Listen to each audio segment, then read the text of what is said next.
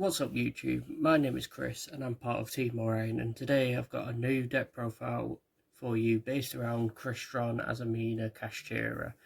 And first of all, I'd like to thank a lovely sponsor for Team Orion, Gecko Cards. Whether you need booster boxes, you need accessories, please use Orion 5 for 5% off any order that you use from Gecko Cards.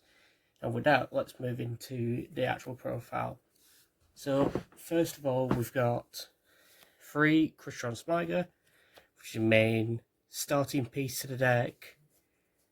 You can banish it from the graveyard to search any of your Crystron smeller traps, like Crystron Inclusion or Crystron Cluster.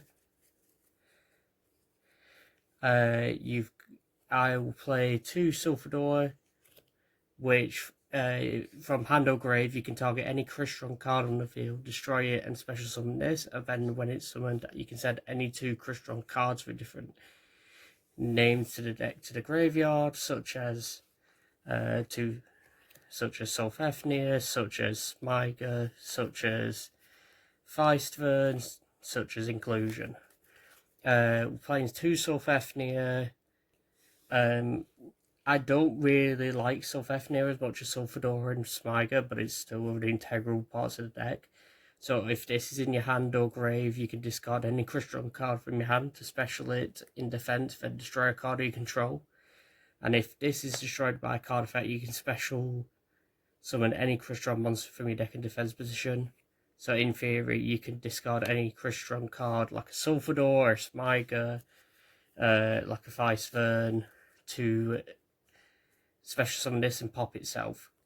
We've got 2 Tristros, which is your main playmaker of the new version of Crystron. Whenever your opponent activates any card or effect, you can activate this to special summon a Crystron monster from your deck. Then you can synchro into a machine. It doesn't matter whose turn it is, just as long as you've got a Crystron monster in your deck, you can perform a synchro summon. Then while it's in the grave, you can destroy a synchro monster you control, and if you do, special summon 2 Crystron monsters from your deck, but you're locked out of the extra deck except for machines. Then we play 1 Feistvern and Citri. Feistvern, if it's in the graveyard, you can banish it to add Sulfador, Sulfethnia, Tristros, and Citri can be used as part of a combo in order to have it on your field. Then during your opponent's turn, you can synchro with it by using a machine in your non-tuner in your graveyard. We have 3 Inclusion, which is your main starter in this deck, along with Smiger. When it's activated, you add any Crystron card from your deck to your hand except for itself. You can also banish it from graveyard. If, say, for example, you destroyed it with Sulfador or Sulfethnia to target a Crystron monster in your graveyard and special summon it. I play 1 Crystron Cluster. I'm not really a major fan of Cluster, to be fair, but I feel like it's quite necessary coming up into this format, where it just destroys 1 or 2 cards on the field based upon how many Crystron cards you've got in your graveyard banishment, and if you have a Crystron synchro monster. Then we've got the Kashtira part of the deck. I personally play 2 Fenrir, 3 Unicorn and 1 Birth. I don't feel like you need more than this for this variant, at least. Unicorn is an amazing card in this format, getting rid of any Risible Detonators, getting rid of any Requiems opponent might play. And I've honestly won games with just Fenrir, Unicorn and Birth to continuously oppress your opponent. Then we've got the Azamina part, or Diabell Star, in the main deck, which is 1 Witch, 1 Deception, 1 Hold and 3 Wanted. I thought about bumping Deception up to 2 or 3, or Diabell Star up to 3, because in theory you could search, you could summon Diabell Star without attributes using Birth. However, I feel like this is more enough. You've got 3 searchers with wanted in the first place. Plus, you don't really want to brick on Diabell Star if you've drawn multiple pieces. Then we'll go to the non-engine part of the deck, which is 3 Ash, 3 Droll, 2 Bell, 2 Ogre, 2 Nib, 1 Foolish Burial to get any of your Crystron monsters into grave, such as Smygo or Sulfador, and 3 Imperm. Personally, I'm liking Bell in this format. It stops, in theory, Fiendsmith, it stops Blue Eyes to a certain extent. It can stop Malice by a Bastille, for example. You've got Ghost Ogre, which can also work in this format against Blue Eyes. Sometimes even work against Ryzel if they're not careful. Nibiru, I'm not really a fan of in this format, but I feel like it can come up, especially in particular matchups where it's very necessary. Like, if Ryzel isn't able to set up cross in 5 summons, at least you've got Nibiru to stop part of their combo.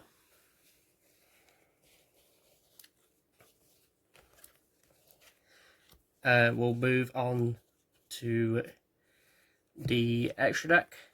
First of all, we've got 2 Crystron Skeletus. This is the main synchro you'll be going into your turn.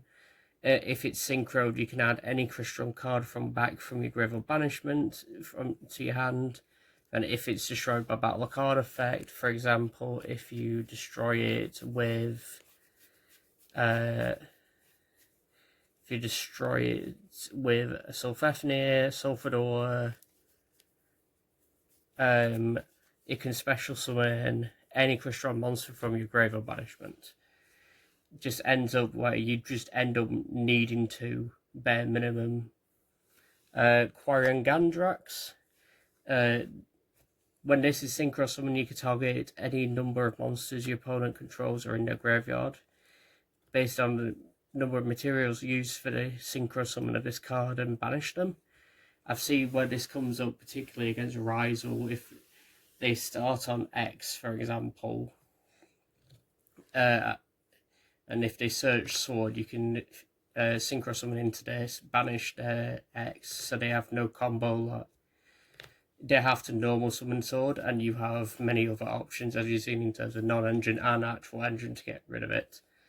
And if this is destroyed by battle or card effects, you can target any banished monster except for that card, special summon it to your field. So if you banish something off your opponent's field, you can summon it back to yours. You play 2 FA Dawn Dragster. I was debating between the first one and a second one, and to be fair, I think I'm going to stick with 2. It's just an insane card going forward. It may only be 1 spell or trap negate, but that spell and trap could be the difference between you winning it or losing the game, to be fair.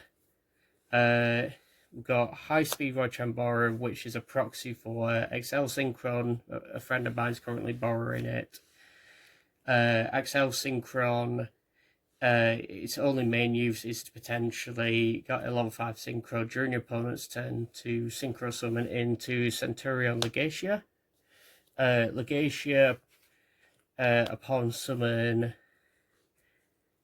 attempts to draw 1 card, then you can destroy the opponent's monster that they control with the highest attack, which can be quite good, especially if they're just starting their combo and they need that 1 card starter to stay on that field.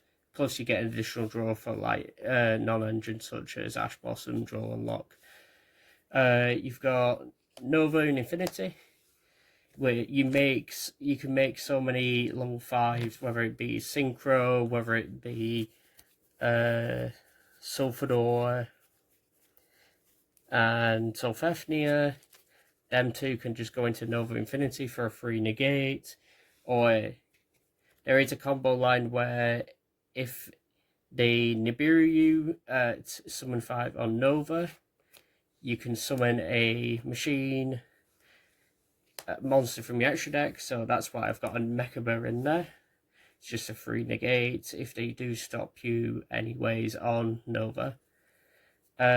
Onto the Azamina side, I've got Muris Eliago and Ilya Sylvia.